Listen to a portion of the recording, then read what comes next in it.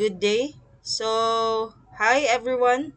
In this video, I'm going to discuss a certain topic in CE326 hydrology. And my topic in this video is gonna be about the double mass analysis. I know you have already had some sort of an idea what is the purpose of double mass analysis, but to give you the gist, stations over the years are actually just getting the annual amount of rainfall. But over the years, it is quite inevitable that there will be instances wherein there is a discrepancy with the data that was collected. Using this method, which is called the double mass analysis, we would be able to test whether the data that was collected is accurate or consistent over time. With regards to double mass analysis, you could determine whether a certain data is accurate or has discrepancy whenever there is a change in slope, because in double mass analysis the slope should always equate to 1. So whenever gani na ay tweak or change in slope nga may tabo sa data that you had that was gathered in the various let's say stations over the years, basically that would mean nga naay mali or naay sipyat sa data that was collected. Okay? So in this video, I'm going to provide you an exact example. Diretso na ta with the example. Diretso. And I would like to apologize with my penmanship because I think gikapoy na ko og rewrite ani, and this was my notes when I was in your third was last year. Okay, so double mass analysis. The problem states that using the data that was given the following data, test the consistency of the annual rainfall data at station D, basically this station, okay, and correct the record if there is any discrepancy. So also calculate the mean annual precipitation at D. So basically here the new D, the new value for the AR at D.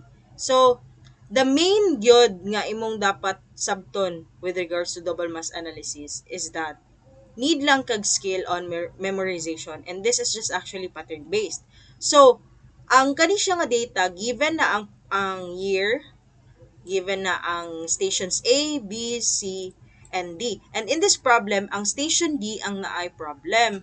So, unsa tong need himuon? So, imo na siyang, basically sa problem ang god, ang um, consecutive na given ang year. So, imo lang na siyang ihanay, and then you will add the summation of the stations that were not included in the problem nga kanang dili bitaw need i-correct. So, what are the stations nga dili na need i-correct? Basically, pasabot stations nga sakto na ang mga data nga gigather. So, basically, it is A, B, C. Whereas, ang station nga needs to be corrected is the D. Correct? What if sa problem is ang calculate is ang station B? What if station B ni siya diri? What if station B na siya ha? What if station B?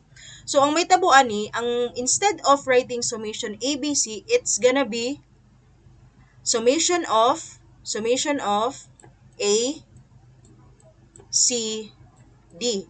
And then ang may tabuan ni cumulative na pod of summation B. So ina na siya nga sense. So after that, since basically kabalo naman kapag cluster, so unsaon man pag solve aning summation of ABC. So basically this value here, this one and this one, i-add lang na nimo mo ni ang answer.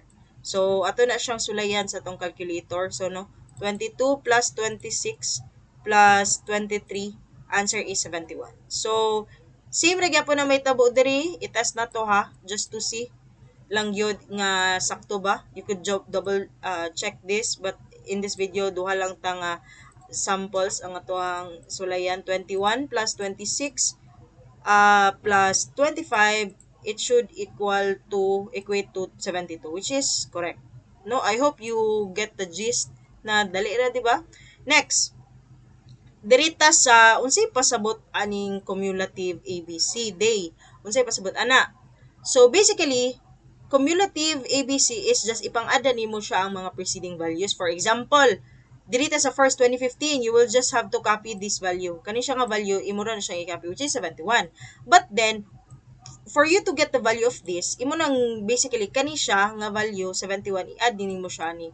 Ha?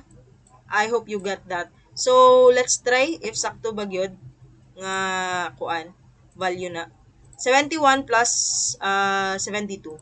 The answer is 143, which is correct. So assuming nga sakto ni diri ta try if you want to. So 376 gyud sa lugar na pagkuha ang 376 day. So it's just basically 312 plus 64. So basically your answer is 376. So in an siya concept, you will just have to add the current value to the preceding nga summation. Okay? That is why ang term is cumulative, ha? Next, ang for cumulative D, summation of D, nganong cumulative summation of D man ta? It's because station D is the station where ang data needs to be corrected. So, just like the other one, katong gi-explain ako ganiya, cumulative siya. So, the value of station D, imo rin ang ikopya dire, which is 28. And this 28 shall be added with 33. Anong 33 man day? Although, lahi ni sila, lagyo sila ha, pero inana na siya nga sense ay. Kani gyapon giplasan ra gyud na nimo, giplas ra nimo. So let's check ha whether it is correct. So unsa ganito? Ang 28 plusan nako og 33 para mahimo siyang 61, which is correct. So try na pud tag other value other than that kay para ingon nga dili koan. So let's say kining 204. 204 plusan nako ni siya og 26. Ang answer is 204 plus anak kog 226 is it's 230, which is correct. So I hope ninyo na gets na ninyo no. These columns are actually the ones lang nimo nga need i-solve for now. But then unsa naman po na adjusted D-Day? Dili pa ta diretso maka-solve ani everyone because you will have to get the slope. Next is you will solve the PCX. I mean the R first, then ka maka get sa PCX, which is the adjusted ng data for that specific station. So, unsa ba ang slope? So, basically, as you have learned in your previous years, slope, pangit kaya akong agi, but please bear with me. Slope is just, of course, y sub 2 minus y sub 1, x sub 2, x sub 1. So, unsa na sila ang x and y axis? So, your cumulative, your correct stations, kay mo na siya imong x-axis. Okay? Ang cumulative value ana sa imuhang corrected nga mga data sa stations which is going to be your x-axis. Whereas, the y-axis is ang katong imuhang incorrect nga station. I mean, incorrect data atong nga specific station. So, which is the cumulative t. So, ang atong himon ana. So, actually, ang need pod nimo bantayan ani is dapat kabalo ka which year nag-tweak ang slope. So most probably in your problem it will be given state na ni ma'am whether asa nga station or asa na year nag-tweak, but for purposes need gyud na siya i-plot. So if inyong nabantayan na siya sa 17 nag-tweak, so this actually means 2022, so on and so forth, di naman kayo go. So, basically, na ay change in slope na nga nahitabo 17 and so on. So, unsa may angay natong buhaton anang ingon ana. So, let's say, diri daw, mag-change the color sa pen. Murag daga na kayo. So, diri daw sa 2017, as man 2017, this one, diri, nga value na the change of slope. So basically makagamit ta og x ani ana. Ha? So kana lang siya atong timailan nga boundary. So considering that magkuha ta sa ato ang slope. Unsa na to pagkuha day? So this is going to be your mag-change tag pen. So ang mahitabo ani y2, which is this is going to be your y2. Tapos this is going to be your y1. I hope you got that, no? Tapos mo na imuhang x2, x sub 2, and this is gonna be your x sub 1. So, to calculate that, no, ato yung i-calculate para makita agad sa tanan. So, para makuha ang slope ana, 230, I know, kabalo naman ang uban, but for others that don't know, ato lang yung for the purpose of that, ato lang yung i-solve, para gid makita nila nga, yun sa mana. Okay? So, after that, 229. So, 229 rather. Dapat makakuha tag value of 0.3808, which is here. Diba? Gets na ninyo, no? MC or MC Rise and Run. So, unsa nang pasabot sa MC ug MA day? Ang MC, by the way, guys, MC is the correct slope, whereas ang MA is the original slope. Okay? After that, di ba nakuha na nato ang ato ang value sa MC. Next na pod is magkuha na pod tag value sa ato ang MA, which is the original slope. Actually guys, kani siya na bracket here. Mo ni siya ato ang i-consider nga corrected slope. It's because mo ni siya over the years ang sakto nga slope. But then pag abot to sa 2017 na daw change of mali. Sorry ha, to correct. MC is the new slope. Kaya bali, over the years, 2015, 2016, 17, more doon siya ang consistent nga slope. But then, pag abot sa 2017, na ay change of slope, which is ang MC. So, pag abot ana, kaya bali, need ta og values nga corrected ani nga year. So 2017 to 2022. So unsa man atong himuon na rise and run gyapon, rise over run gyapon. So get tag another pen. So unsa na to siya kanina pud atong himuon nga y sub 2, kanina pud atong y sub 1, kanina pud atong x sub 2, and then kanina pud atong himuong x sub 1. So, ato nang i-try whether sakto ba. So, unsa man? 99 minusan nimo og 28. Tapos, ang 229 minusan na po nimo og 71. Dapat ang answer ani niya is 0.49449, which is correct.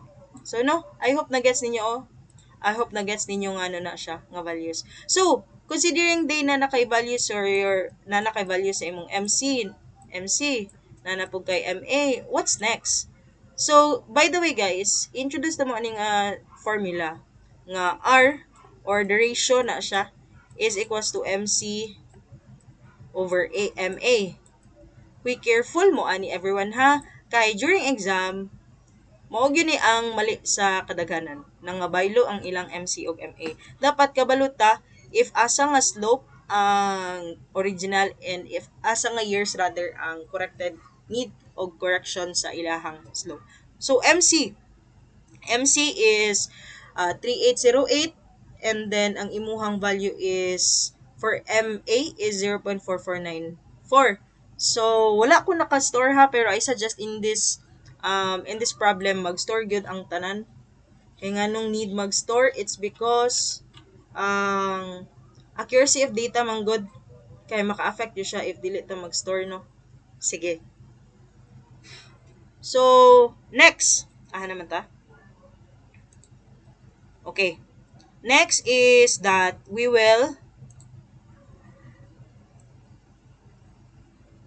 next is mag-divide na ta. So 0.MC pila man to? 3808. Divide nimo siya og pila? 0.4494. Say value ani niya, which is 0.8474. So, I suggest lagi no nga mag-store ta kay dako gid discrepancy sa value ana, pero kebs lang. Ani nga for the sake of purpose lang illustration nga magets sa tanan. So, mo ni siya sakto na ni. So, nanatay value ani no. This is your adjustment factor. Yay, nanatay value for your R. Mali dito kung giingon ka ganyan ka ratio. Adjustment factor dito ni siya guys. Sorry, my bad. Anyways, unsaan lugar ni na akong value ani day. So, dili na ta mag-store ha. Buta na to siya sa A. Alpha A, balik ta ha, alpha A times 28. Dayon, alpha 23.728 demos alpha A times pila naman to? 33. Next is 27 point something.